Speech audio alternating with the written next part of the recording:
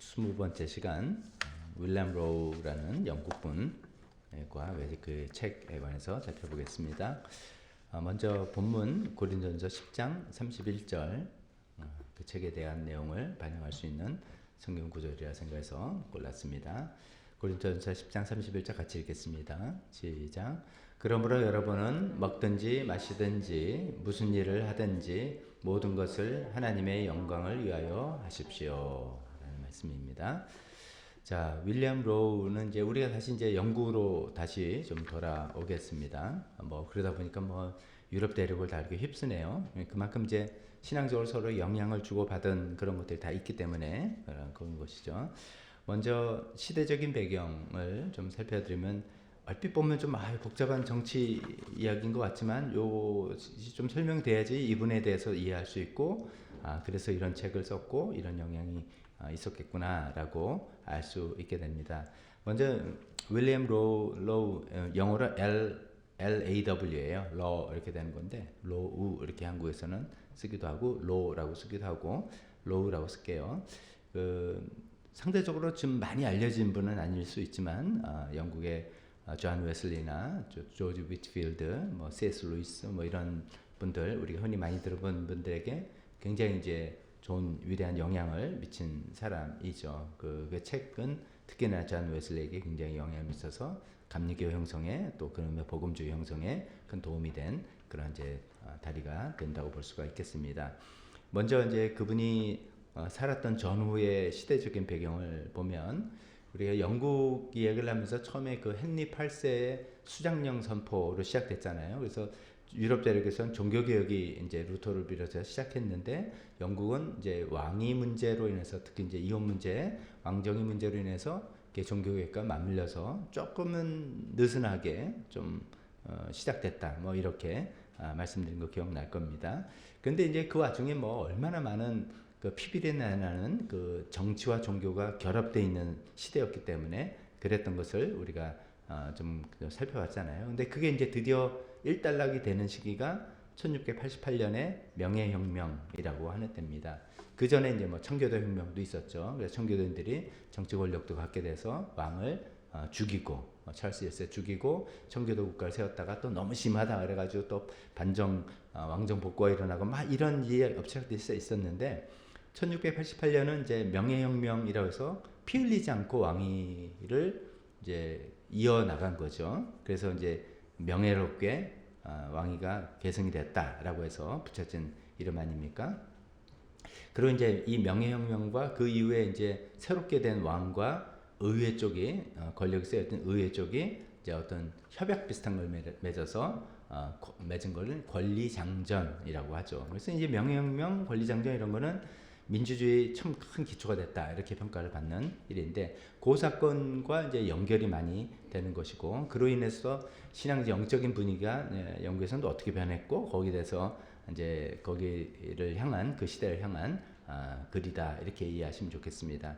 명예혁명 잠깐만 말씀드리면 카톨릭 왕인 제임스 2세를 이제 종교적인 이유뿐만 아니라 그 사람의 정책, 왕의 정책 이런 걸 다 이제 시대에 좀 안 맞으니까 이제 의회파라고 할 수 있는 사람들이 주로 성공회하고 청교도들이 이제 힘을 합쳐서 의회파를 형성해서 그 사람 이제 좀 쫓아내겠다 이렇게 생각했는데 그냥 쫓아내는 게 아니라 그 제임스 2세라는 왕의 사위가 네덜란드의 이제 그 귀족이에요. 오렌지공이라고 하는 사람인데 당신이 군대를 들고 와서 이 사람 좀 없애달라. 이렇게 이제 요청을 하게 된 거예요. 그것도 좀 어떻게 보면 이상하죠. 근데 그래서 이제 오렌지공이 군대를 끌고 온다는 소식을 들으니까 이제 제임스 2세는 자기의 입지가 이제 뻔하다는 거 알고 그냥 도망을 쳐버렸어요. 그래서 영국에서 유럽 쪽으로 해외로 도피를 해버린 거예요. 그래서 이제 싸울 필요 없이 그 사람은 폐위가 되고 오렌지공과 그 사람은 이제 정통 왕위는 아니니까 그 사람의 아내인 원래 제임스 2세의 딸인 메리랑 공동왕으로 이렇게 세운 거죠. 그래서 이제 왕위가 딱 피 안 흘리고 계승이 됐다. 그래서 명예혁명이고 이제 그런 상태에서 이제 의회가 주도적으로 이걸 했기 때문에 의회랑 같이 이런 협약을 맺은 거예요. 앞으로 왕은 의회의 동의 없이 새로 법을 만들거나 또 세금을 거둘 수 없다. 이건 굉장히 큰 변화죠. 왕정 시대에서 이제 의회주의 시대로 바뀌는 그 이제 민주 정치로 이제 이어지는 그 큰 이제 변화라고 할 수 있는 그런 이제 권리 장전을 그 체결을 한 것이죠. 이제 이런 사건이 이제 하나 있었고요. 이건 나중에 또 필요하기 때문에 기억하시고, 그다음에 두 번째는 B번의 하노버 왕조의 시작이다 이렇게 말씀드립니다. 이때까지는 이제 그 왕조란 개념이 있잖아요. 왕이 있고 그 아버지 왕인데 아들 손자 이렇게 좀 그걸 왕조라고 하지 않습니까? 근데 이제 혈통이 끊긴 거예요. 지금 그 명예혁명 할 때만 해도 스튜어트 왕가로 쭉 일어났는데 혈통이 딱 끊겼어요. 우리나라도 뭐 요즘 그 단종 이야기 굉장히 그 흥미롭게 또 1,000만 관중 끌었다고 하는데 그 혈통을 읽는 거 그거 굉장히 예민하잖아요. 그래서 혈통이 끊겼는데 그러면 이제 적자 아니라 반계에서 이제 구하는 것인데 그 영국 내 이제 뭐 대상자들이 있었어요. 근데 영국 내 이 사람들 전부 다 카톨릭인 거예요. 그러니까 이제 의회파는 주로 개신교, 성공회 플러스 청교도인데 그게 마음에 안 들고 또 그러다가 또 옛날처럼 되는 거 아니냐. 그래서 이제 그 사람 말고 새로운 사람 물색하다 보니까 독일에 있는 귀족이 있는 거예요. 그 사람은 또 개신교예요. 그러니까 됐다. 이 사람을 데리고 오자. 사실 이제 혈통순으로는 많이 밀리는데 이쪽은 천주교고 이쪽은 개신교니까 이게 좋겠다라고 해서 독일에 있는 나중에 조지 1세가 되는 사람을 뭐 데리고 와서 그 사람을 왕위로 계승하게 됐어요. 그래서 이제 새로운 왕가가 시작된 거예요. 스튜어트 왕가 끝나고 하노버 왕가. 벌써 이름만 해도 독일 이름 딱 났잖아요. 하노버 영지에 살고 있던 귀족이었거든요.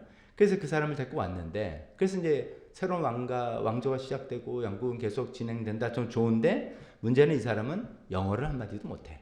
독일 사람이니까 영어 한마디도 못하고 영국에 관심 별로 없어요. 자기는 자기 영지 독일 이쪽에 관심이 더 많은 거예요. 그러니까 이게 뭐지? 이렇게 생각이 되고 이게 과연 옳은 건가? 뭐 이런 생각. 이 사람은 천주교 카톨릭 왕이라서 우리는 싫고 우리는 이제 개신교, 영국은 이제 개신교 국가다 이렇게 세워지는 건 좋은데 카톨릭 왕은 이제 더 이상 싫고 개신교 왕을 모셔온다 해서 모셔왔는데 전혀 영국말도 못하고 영국에 관심도 없는, 그렇게 해서 왕조가 시작된 거. 이건 또 맞나? 이런 이제 혼란기에 빠지게 된 거예요. 참고로 이 하노버 왕조가 계속 이어서 나중에는 이름을 바꿔서 지금 왕이 이제 윈저 왕조가 된 게 이제 여기서부터라고 알려져 있습니다. 자, 그런 이제 정치적인 이제 혼란기, 복잡에 일단락이 된 거죠. 명예혁명을 통해서는 아까 제가 처음에 말씀드린 헨리 8세로부터 시작돼서 종교개혁을 하면서 정치개혁을 하면서 지났던, 그러나 중간에 피비린 나른 수많은 사건들이 있는지 150년 만에 일단락이 딱 된 거예요. 일단은. 그래서 우리 영국은 개신교 국가고 이제 영국은 이제 싸우는 거 싫어. 더 이상 피 흘리지 말자. 안정을 취하자. 그래서 관용법, 모든 신앙의 칼라들 다 인정하고 관용하자. 뭐 이렇게 바뀌는 시대, 한 획을 그은 시대가 된 거죠. 게다가 이제 하노버 왕조로 또 바뀌기도 했고, 그런 이제 정치적 상황이 하나 있고요. 그 다음에 상업과 과학기술의 발전. 이때가 이제 영국이 막 급속도로 발전하던 시기입니다. 그래서 잘 아는 동인도 회사라는 회사를 통해서 막 이제 식민지를 개척하고, 그러니까 돈이 들어오고 막 무역이 활발하게 되고 막 군사력이 증강하고 막 이러던 시기예요. 그리고 영국의 수도인 런던이 그 세계 금융의 중심지가 된 것이죠. 지금은 이제 뭐 뉴욕이라고 하지만 또 런던도 여전히 금융의 허브인데 이때부터 이제 그런 게 확 발달됐습니다. 그때 일어난 그 당시를 이해할 수 있는 유명한 사건 중에 하나가 남해 회사 주가 폭락 사건이라는 겁니다. 남해 회사는 그야말로 우리 시대 남해예요. South Sea Company인데, 그러니까 남쪽으로 이제 해외 식민지와 이런 걸 개척하기 위해서 자본을 이제 투자를 받고 주식을 발행하고 뭐 이랬던 겁니다. 근데 이게 여기서 주가 조작이 일어나고 뭐 투기가 일어나고 뭐 이래가지고서 뭐 엄청나게 버블이 일어나고, 그래서 이제 버블이라는 용어가 이때 처음으로 생긴 거라고 그러더라고요. 그게 버블 나고 거기서 폭락하는 밤에 엄청난 사람이 뭐 알거지가 되고 돈을 잃고 막 이렇게 아주 굉장히 엄청난 파장을 일으킨 사건입니다. 이때 이제 연루된 사람 중에 한 사람이 그 너무나도 뜻밖의 그 밑에 그 아이작 뉴턴이 프린키피아라는 책 써서 여기에 만유인력이냐 이런 이제 과학혁명이 발달되는 기초가 되는 이 책을 썼는데 뉴턴 우리가 다 알지 않습니까? 만유인력, 뉴턴이다. 사과가 떨어지는 거 보고 알았다. 뭐 이랬는데 이 뉴턴도 여기에 이제 주식 투자하다가 돈을 엄청 잃은 거예요. 아니요, 과학자가 과학 연구만 하면 되지. 이제 그렇지만 이 사람이 순수 과학자이기도 하면서 국가의 어떤 이제 공직에 있으면서 이제 그 시대가 누구나 다 이런 걸 했다는 거예요. 그래서 그 뉴턴이 정말 진짜로 이 말을 했는지는 신빙성은 100%는 아닌데 했다고 많이 알려진 말이 이런 거 있어요. 뉴턴이 내가 천체의 움직임은 계산할 수 있어도, 그래서 이제 여러 가지 만유인력 이런 거 했잖아요. 천체의 움직임 계산할 수 있어도 인간의 광기는 계산할 수 없었다. 그래서 사람들이 뭐 주식 투자 광기에 막 들어가서 이거를 자기는 계산해서 자기도 큰 손실을 봤다는 것이죠. 이제 그게 이제 그 시대 또 한 분위기입니다. 그러니까 돈이 막 돌고 사람들이 물질에 관심이 됐고 막 이런 시대라는 거죠. 이제 과학기술 문명은 아까 그 이제 뉴턴이 쓴 책을 통해서 만유인력이 알려주고 이제 점점점 과학적인 지식이 쌓여가는 시기입니다. 근데 과학 지식이 쌓여가면 어떤 생각이 점점 드냐면 이제 전통적으로 이 온 우주 만물은 하나님 창조주 하나님이 창조하시고 돌보시는 거야 이렇게 이제 알고 있었는데 과학 지식이 알게 보니까 아니야 무슨 원칙이 있네 원리가 있네 만유인력 그것도 원리잖아요. 그러니까 이게 세상은 이런 원리에서 그냥 돌아가는 거구나 이렇게 생각하는 거예요. 그러니까 하나님이 창조한 거를 부인할 수는 없지만 그러니까 창조하셨지만 하나님 창조하시고 너네가 이제 알아서 해봐 라고 이제 시기에 태엽을 감아놓고 이제 돌려오는 거하고 비슷하다. 그런 거를 이제 이신론이라고 합니다.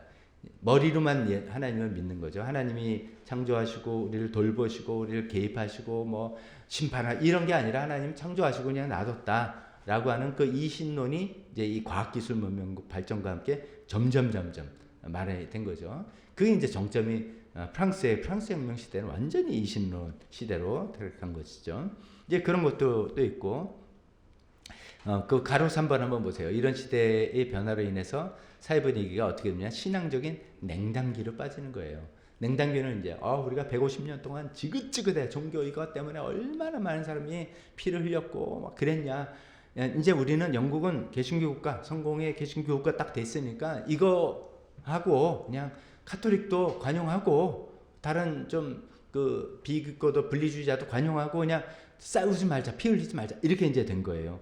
이제 그러다 보니까 그건 딱 좋은 건데 그러다 보니까 어떤지 이 싸움이라는 것도 사실은 어떻게 보면 내가 믿는 바에 대한 열정 이게 정말 진리야 이제 너무 과도해서 문제이긴 하지만 이게 진리야라는 그 열심과 열정이 있었던 건데 어느새 그래 싸우고 그래 그냥 그러지 마 좋은 게 좋은 거지 평화 서로 화평 이렇게 하다 보니까 그 열심이 점점 사그라지는 시대가 된 거예요. 그래서 이제 신앙적인 냉담기가 된 거죠. 다 여전히 기독교 국가이긴 하지만 뜨거운 열심이나 헌신이나 이런 것들이 많이 없어지는 시대가 되었다는 거죠. 게다가 이제 두 번째로 아까 과학 문명 발전하면서 이신론 하나님은 멀리서 우리를 지켜만 보시지 우리 삶에 깊숙이 개입하는 분은 아니야. 이런 생각들. 그다음에 이제 나라에서 물질 풍요하고 막 그러니까 사람들이 지적 대화 이제 먹고 사는 거는 어느 정도 해결됐으니까 영국의 그 커피 하우스 이런 데 가서 왜 영국의 모닝 티 마시면서 탁 앉아서 이제 지적으로 서로 이제 대화하고 토론하고 이런 것들 이제 막 이제 유행하던 그런 시기 18세기 초 이렇게 된 것입니다. 그런 시기에 등장해서 활동한 분이다. 이렇게 일단 소개해 드리겠습니다. 두 번째로는 인물 소개 윌리엄 로우 이분에 대해서 말씀드리면 1686년에 태어나서 1761년에 75세로 돌아가셨습니다. 그러니까 18세기 초중반의 분이다. 그러니까 영국이 18세기, 19세기가 굉장히 제일 전성기였으니까 그때를 살아갔는데 나라 국력은 그랬지만 신앙적인 분위기나 이런 거는 조금 전에 말씀드린 그런 분위기가 된 것이죠.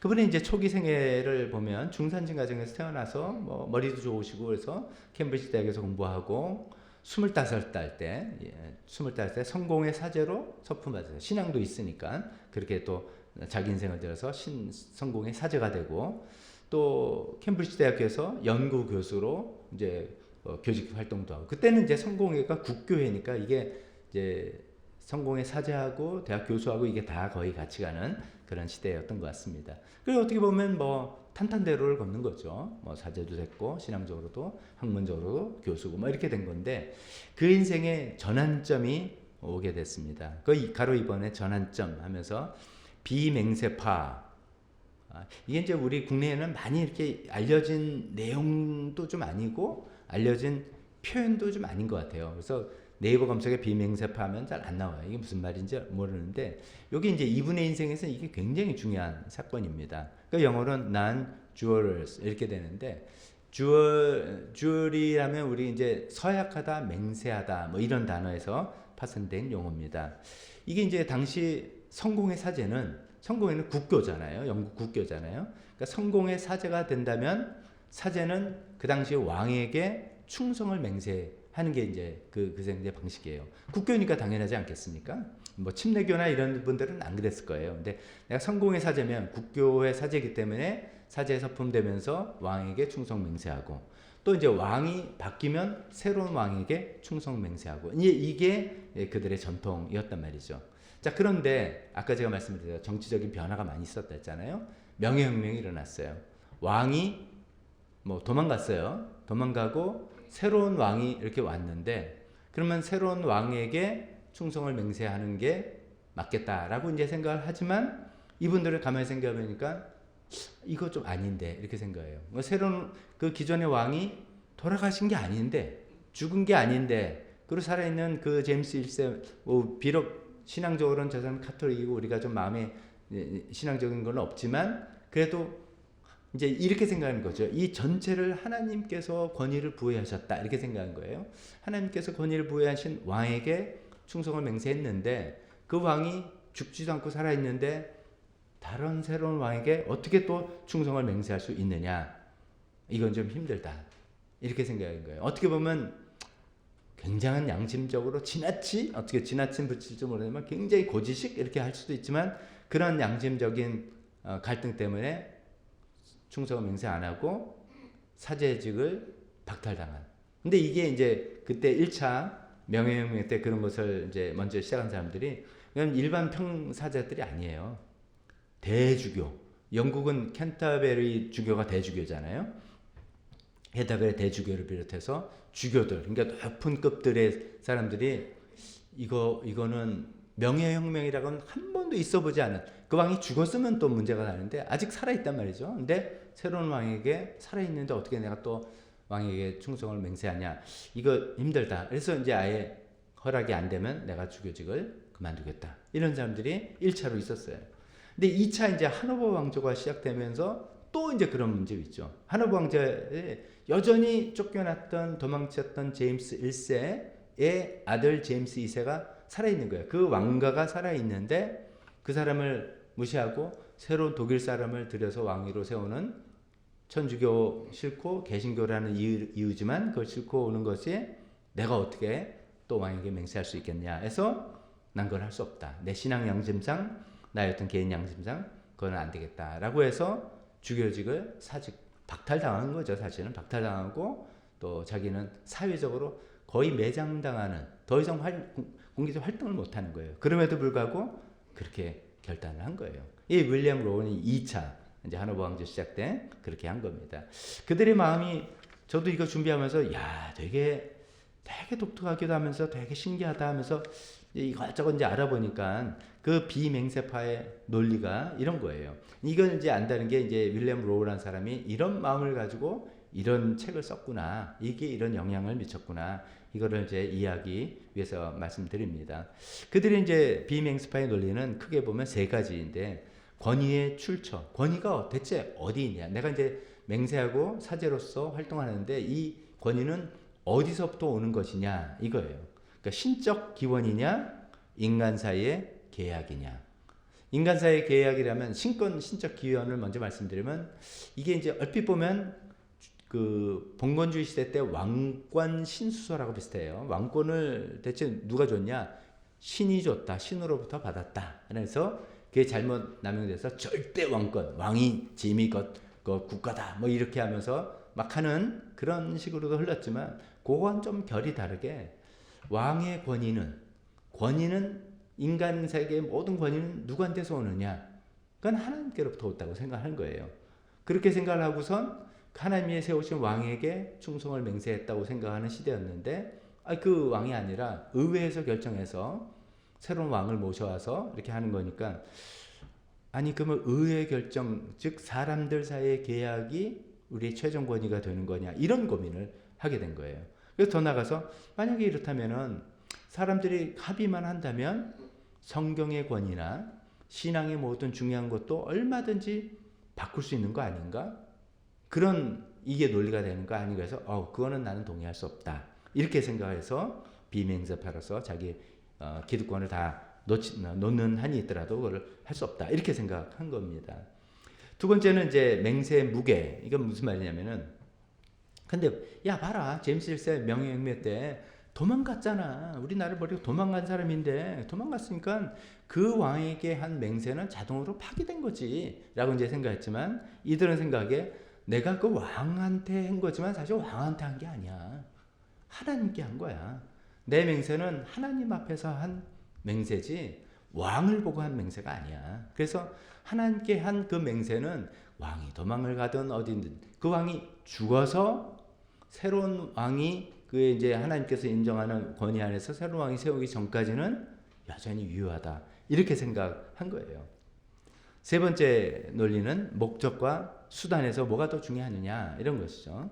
아까 말씀드렸잖아요. 하노버 왕조가 시작된 이유는 이제 기존에 이제 왕위 후보군 중에 영국 내에 있는 사람들이 있었는데 전부 다 캐톨릭 신자라는 거죠. 근데 우리 영국은 이제 캐톨릭 아니야. 우린 개신교야. 성공의 개신교야. 이거 싫어. 그래서 보니까 독일의 먼 친척 중에 캐톨릭 신자였으니까 데리고 오자. 이렇게 된 거잖아요. 그래서 이제 캐톨릭 국가가 아니라 개신교 국가를 세운다는 어떤 목적이 있는데 그렇다고 해서 수단 우리가 지금 아까 말씀드리는 나는 하나님께 맹세한 것이고 그 권위는 하나님께로 온 것이고 뭐 이런 걸 무시하고 그걸 없애는 그런 수단으로 해도 되는 것인가? 그건 할 수 없다. 이렇게 생각한 거예요. 이런 이제 비맹세파에 대해서 뭐 이제 그게 맞니 틀리느니 뭐 옳은 이렇게 이제 우리가 판단 내릴 필요 없고 한번 이제 도전이 되고 생각해 보는 거죠. 야 정말 이분들이 이런 거 가지고 치열하게 고민하고 싸우고 이거를 위해서 대주교 자리 내놓고 또 자기의 사제 자리 내놓고 사회적으로 거의 이제 매장당하는 한이 있더라도 자기 신앙 양심 또 종교적인 어떤 양심을 지켜나가는 그런 사람들이었구나라고 일단은 생각해 보면 좋겠습니다. 자, 윌리엄 로우는 이런 사람이었어요. 그래서 2차 이제 이 하노버 왕조 시작 때 안 된다라고 생각해서 자기가 이제 맹세를 거부하고 그러니까 새로운 왕에게 충성 맹세를 해야지만 사제직이 계속 유지되는데 그걸 안 하니까 박탈되고 쫓겨나 캠브리지 대학에서도 쫓겨나고 이렇게 된 것이죠. 그래서 이제 가로 3번 보시면 세계가 이제 막연해진 거잖아요. 그래서 이제 어떻게 할까 하다가 런던에 그 당시 이제 뭐 부유한 상인들이 많이 생겼겠죠. 그 상인 중에 한 사람 집에 가서 가정교사로 일을 하게 됐어요. 근데 그 가정교사로 일하게 된 그 집이 이제 에드워드 기번이라는 집인데 이 에드워드 기번이 이름 똑같은 우리 이 제목 들어보고 읽으신 분들도 있겠지만 로마 제국의 쇠망사라고 쓴 아주 유명한 로마 제국을 분석한 영국 학자 쓴 책인데 그 사람의 할아버지인 거예요. 그러니까 그 사람의 할아버지 집에 들어가서 가정교사 역할을 해서 뭐 이제 실제로 그 책 쓴 사람을 가르쳤다는 것까지는 모르겠는데 그것까지는 아니겠지만 한 그 집에서 이제 가정교사로 하면서 생계를 유지하게 됐어요. 워낙 잘 사는 집이니까 옛날 사람들은 이제 집에서 파티 같은 거 많이 하잖아요. 그러면 이제 사교계 집에서 이제 막 집에서 뭐 많은 당시에 이제 부유층들 오고 뭐 그러면 그 이제 돈 많은 사람들이 생각하는 생각 다 주일날 교회 다니는 사람들이에요.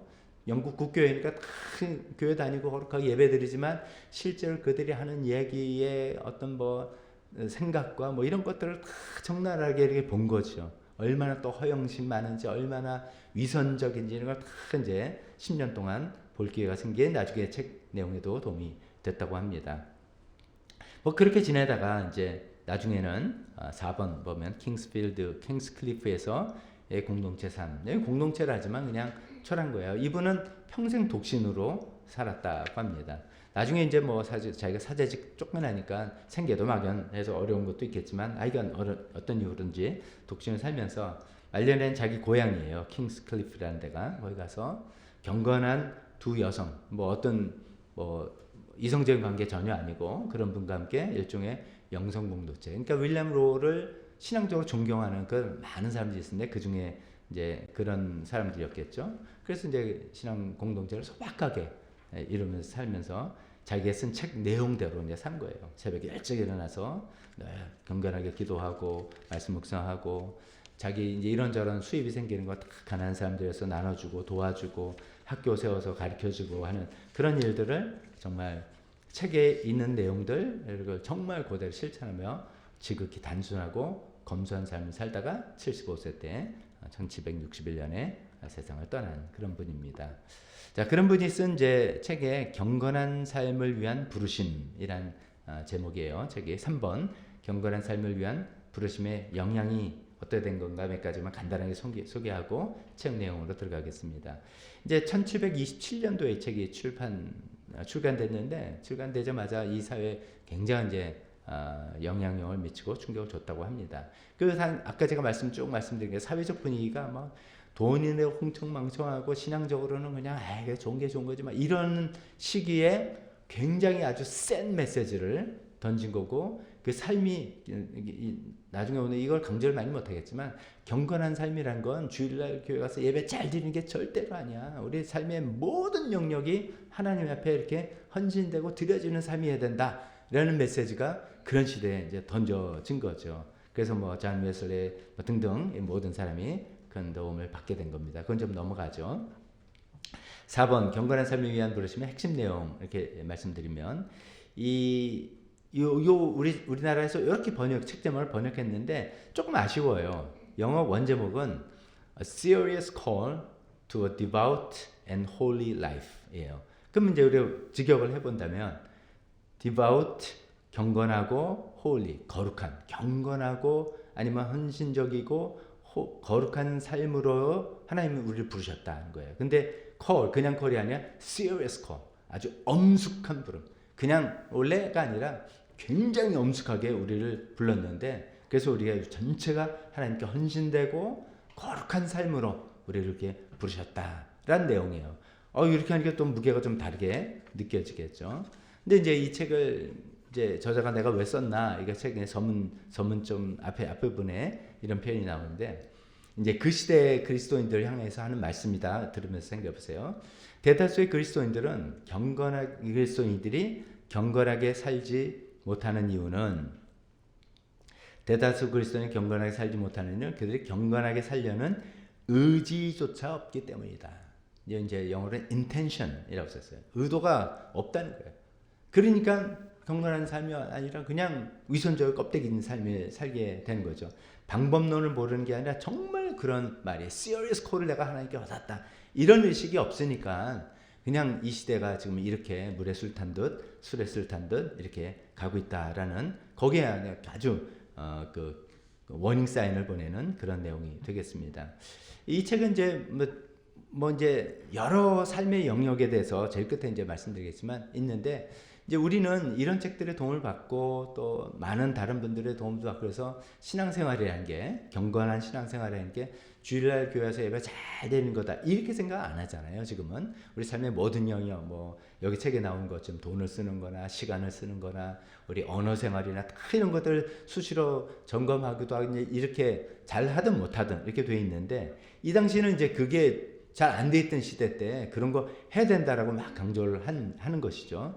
근데 그런 거 삶의 어떤 영역 그것도 중요하지만 이 경건이라는 게 뭔지를 완전히 잘 찝어준 것 같아서 그거 중심으로 몇 가지 소개해드리고 오늘 내용 마치려고 합니다. 첫 번째로는 가로 1번에 경건의 어원적 그 단어의 정의를 내려보는데 그 경건이라는 건 뭐냐? 원래 경건이 좀 약간 추상적인 용어잖아요. 근데 이제 이번에 생각하는 경건은 바쳐진 삶이다. A life devoted. 하나님께 드려진, 바쳐진 삶이다라고 이야기를 하는 거죠. 그 당시 분위기는 경건은 어떤 행위라고 생각하는 분위기가 많았어요. 주일날 교회 가고 교회에서 하라는 거 하고 뭐 나는 교회 다니니까 많아요. 뭐 이런 어떤 행동을 가지고 경건하다 아니다 이렇게 생각한 거죠. 마치 예수님 시대 때 바리새인들의 그 행위로 위선적이다라고 책망받은 거하고 비슷하게 이렇게 생각하게 되겠습니다. 그런데 이제 이 저자는 그건 경건은 나의 삶의 상태가 어떤 거냐, 나의 삶의 상태가 어떤 거냐, 이게 중요한 거다라고 이야기합니다. 그러면서 이제 그 인용문 같이 한번 눈으로 따라 보세요. 제가 읽겠습니다. 경건이란 하나님께 바쳐진 혹은 하나님께 헌신된 삶을 의미한다. 여기 삶에 제가 따옴표를 일부 붙였어요. 헌신된 삶을 의미한다 그러면 넘어가는데 이분의 강조점은 life다인 거죠. 어떤 행위가 아니라 우리 삶 전체가 하나님께 바쳐지고 하나님께 헌신된 것, 그것이 경건이다라는 거죠. 그래서 모든 행동, 이게 다 하나님께 바쳐지는 삶의 태도, 그런 것이라는 거죠. 그러니까 예를 들면 뭐 시장에서 물건 거래를 한다든지 물건 살 때라든지, 그 시대는 이제 주인 하인 이러겠습니까? 하인에게 어떤 명령을 할 때라든지 음식을 먹을 때라든지 이 태도, 그때의 태도, 그러니까 거룩하게 예배 잘 드리고 우리가 신앙적인 모임하고 뭐 기도할 때만이 아니라 서로 비즈니스 거래할 때, 사람이랑 싸울 때, 사람 뭐 내 마음에 안 드는 사람을 대할 때, 일상적으로 밥 먹을 때, 이 모든 삶의 태도에서 나의 경건의 지수라 그럴까요? 믿음의 수준이라는 게, 그런 게 그때 다 나타나는 거다. 우리 삶 자체가 하나님께 그렇게 드려져야 된다. 나라는 존재를 통째로 바치는 게 경건이다. 종교 생활 영역이 아니라 나의 삶 통째로 바치는 것이다. 뭐 이걸 이제 굉장히 강조하는 내용으로 경건이라는 용어를 쓰고 있습니다. 두 번째 가로 2번에 경건의 신학적 정의, 뭐 좀 거창하지만 좀 더 설명해 보는 거죠. 그래서 이제 이분은 경건을 하나님의 뜻과 내 뜻을 일치하는 것, 단일성, singleness. 아까 이제 인텐션이 없어서 경건한 삶을 안 산다 했잖아요. 그 인텐션이 다르다는 걸 이제 지적을 하는 거예요. 하나님의 인텐션과 우리 인텐션이 안 맞기 때문에 우리가 경건하게 못 사는 거다. 근데 그걸 맞춰야 되는 게 경건이다. 뭐 이런 것이죠. 그러면서 이렇게 이야기합니다. 제일 밑에 다음 페이지 넘기면서 읽으실 텐데 제가 읽겠습니다. 경건한 사람이란 더 이상 자신의 의지나 세상의 정신에 따라 살지 않고 오직 하나님의 단일한 뜻을 위해 사는 사람이다. 이렇게 돼 있어요. 자기의 의지, 자기의 유익, 자기의 뭐 감정, 또 세상의 정신. 그 시대도 이제 물질적으로 막 풍요로운, 영국이 얼마나 그때 부자가 되는 시대였습니까? 18세기. 그렇고 과학 문명이 발달한 그런 시대 정신, 우리도 지금 뭐 자본주의 시대라는 시대 정신, 이런 정신, 아유 세상 다 이런 거야, 이렇게 살아가는 거야라는 그런 것에 따라가 사는 것이 아니라 오직 하나님의 단일한 뜻. 여기 강조가 또 영어로 보면 soul will of God. 왜 하나님 뜻이 아니라 하나님의 뜻 그거 하나, 이게 강조를 하는 거예요. 그거 하나에 맞춰 나가는 게 경건이다라는 그 강조를 하고 있습니다. 그래서 이제 예를 들면 가짜 경건은 이분 표현들을 의하면 주일날 교회 와서는 거룩하게 예배를 잘 드리지만 월요일날 뭐 회사 다니고 사업할 때 늘 생각하는 게 어떻게 하면 이 매출을 일으키고 이익을 할까, 이것만 생각하고, 그 다음에 예를 들어 또 화요일날 주중에 사람들 만날 때는 어떻게 하면 사람들이 나를 좀 인정해 줄까, 이것만 생각하고. 그러니까 삶의 목적이 주일날만 하나님을 위한 거고 평일날은 자기를 위해서 하는 거, 이거 아니다. 이건 경건한 거 아니다. 참된 경건은 우리가 기도할 때나 사업할 때나 회사 다닐 때나 밥을 먹을 때나 친구를 만날 때나 모든 게 똑같이 나의 행동 하나하나 이게 하나님께 영광이 되는 건가를 끊임없이 단 하나의 목적, 그 하나의 목적으로 나의 생각을, 나의 행동을 비춰보고 조정해보고 하는 그런 것이다. 우리는 많이 강조해서 말씀드리는 그런 내용이라고 볼 수 있는데, 그런 내용을 일찍이 그 시대에 이야기한 것이죠. 좀 더 부연 설명하면 여기 세상의 방식, 나의 뭐라 했습니까? 나의 의지나 세상의 정신, 이런 걸 이제 세상 방식이라고 한다면 뭐 나한테 이익이 되면 하고 이익이 되면 안 하고 뭐 이런 거잖아요.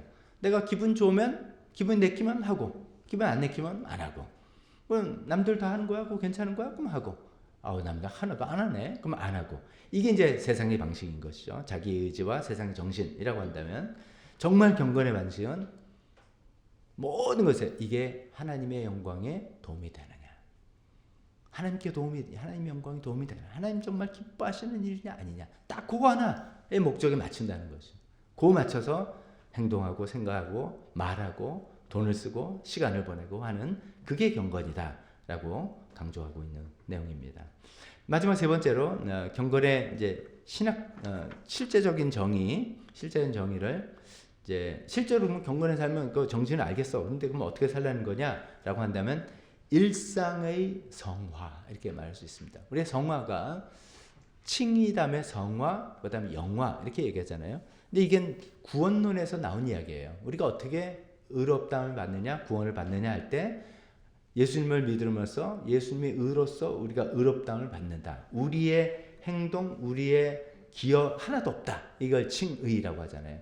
그럼 칭의 받았으면 됐다가 아니라 칭의 받은 사람은 그 다음에 성화 이러죠. 우리가 기여하고 우리가 노력한 거 하나도 없이 출발했지만 이제는 그 하나님의 따라 본받아 살기 위해서 점점점 노력하고 애쓰고 해서 점점 거룩한 성화를 이루어 나가야 된다. 그러다가 이제 마지막 때에 영화 우리가 완전히 이루게 된다. 이런 얘기잖아요. 근데 그 성화의 영역을 신앙을 그래서 성경을 더 알고 기도를 더 많이 깊이 하고 뭐 등등 종교적인 영역이 아니라 일상 모든 생활에서 성화가 점점 일어나야 된다. 그런 얘기를 하는 것이죠. 그래서 이제 그 인용문에 이렇게 읽어보겠습니다. 경건이란 평범한 일들을 종교적인 마음, 즉 그건 하나님을 의식하는 마음이죠. 평범한 일들을 종교적인 마음으로 행하는 것이다. 이게 이제 확전부터 루터가 종교개혁하면서부터 시작했던 그런 내용들이 반짝했다가 또 잊혀졌다가 뭐 잘 살게 되면 또 그런 게 어딨어 이렇게 살다가 뭐 이런 것들 다시 계속 끄집어내는 그런 내용들인 것이죠. 그래서 경건이 어떤 특별한 행동을 하는 게 아니라 평범한 행동, 우리 삶의 모든 평범한 행동을 특별한 마음으로 하는 거다. 그 특별한 뭐냐? 이것이 하나님께 영광이 되느냐? 이것이 하나님 앞에서 하나님 보시고 뭐라고 생각하실까? 이런 마음으로 모든 행동, 모든 삶의 영역을 그렇게 살아야 된다라고 강조하는 것이죠. 그래서 이제 그 책에 나오는 그 영역들 챕터들인데 그냥 한 문장씩만 그냥 보시면 우리는 이제 이런 훈련들을 많이 받고 또 많이 말씀드렸기 때문에 뭐 전혀 새롭다 그런 건 아닐 겁니다. 근데 그런 시대에 이런 것들이 이런 강조와 이런 것들이 영향력이 미쳐서 우리에게도 이렇게 됐구나 이렇게 생각하셔도 좋겠습니다. 그냥 한 가지씩 읽어보고 오늘 마치겠습니다. 시간. 당신이 침대에서 보낸 그 게으른 시간은 하나님께 드릴 수 있었던 소중한 기회를 도둑질한 것이다. 이분이 지금 이렇게 한 건 경건을 주일날 제 시간에 맞춰서 예배 드리면 된다라는 생각을 그 나머지는 다 내 시간이야 라고 생각하는 생각에 일침을 놓는 거죠. 모든 시간이 하나님께 드려진 시간이라서 우리가 부지런히 하나님 앞에 아침 시간부터 주님 앞에 말씀 묵상하고 하고 이렇게 된다. 뭐 이런 얘기를 하는 것이죠. 또 두 번째, 돈. 당신의 돈은 당신의 것이 아니라 하나님의 것입니다. 그것을 하나님이 원하시는 곳에 쓰지 않는다면 당신은 당신의 것을 하나님의 것을 횡령하는 것이다. 뭐 하나님의 것이다. 이것까지는 다 되는데 만약에 하나님이 원하시는 곳에 쓰지 않으면 하나님 것을 횡령하는 거다. 또 이게 다르게 다가오죠. 이분이 이제 이런 멋진 훌륭한 말만 한 게 아니라 아까 마지막에 영적 공동체 생활 한다는 것처럼 거기서 진짜 이런 걸 정말 그대로 실천하고 살았다는 거죠. 그래서 이분의 그 책과 그 삶이 영향을 미친 것 같아요. 자기가 이제 본 것들 여러 가지 본 것 전부 다 가난한 사람을 위해서 구제로 바치고 필요 이상을 소유하지 않고 했던 그런 모습입니다.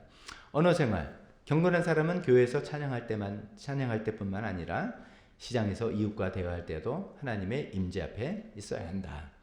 저는 이제 아까 제가 말해서 여기 뭐 너무나 당연하죠 이렇게 할 수 있으니까 우리가 신앙적인 모임, 교회에서 아니면 뭐 믿는 사람들끼리 대화, 다 거룩하고 좋은 표현들 쓰고 할 겁니다. 근데 이제 그렇지 않은 믿지 않는 친구들과 믿지 않는 사람들과 내가 어울릴 때 나의 언어 생활은 어떤가? 또 어떻게 보면 아주 뭐 열받을 때 내가 어떤 표현을 쓰는가? 내가 막 기분이 나쁠 때 어떻게 표현해? 이게 이제 실제로 나의 언어 생활을 체크해 볼 수 있는 바로미터라고 볼 수도 있겠죠.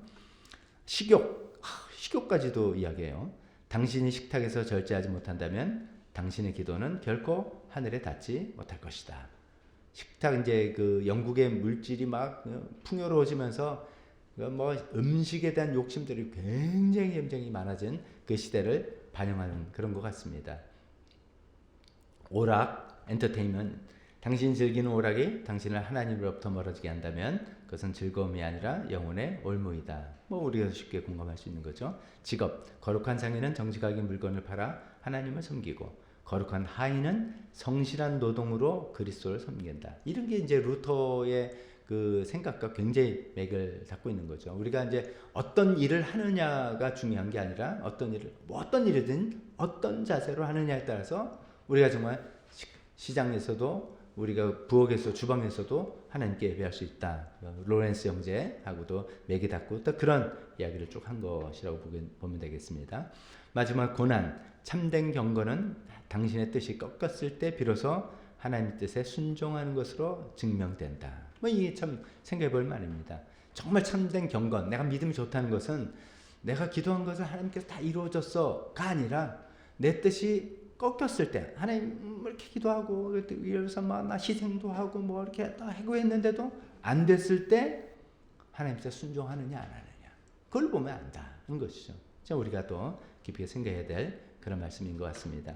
참고로 이제 시간, 돈, 뭐 식욕 이런 것은 또 이분의 개인적인 라이프를 우리가 좀 참고하면서 들어야 될 것 같습니다. 그래서 뭐 새벽 5시 일어났다는데 이거 아니면 경건한 삶이 아니고 뭐 식욕 이렇게 할 건 아닌 것 같고요. 우리는 뭐 사람이 다 태어나면서부터 올빼미형도 있고 새벽형도 있고 다 이제 우리의 시간을 맞추는데 그 핵심들 내용들을 우리가 살면서 나의 시간, 나의 물질, 나의 감정, 나의 언어 모든 것들이 전체가 하나님께 드려지는 삶이 경건한 삶이다라는 것을 생각해 보면서 그렇게 살아가는 우리가 되었으면 좋겠습니다. 기도하겠습니다.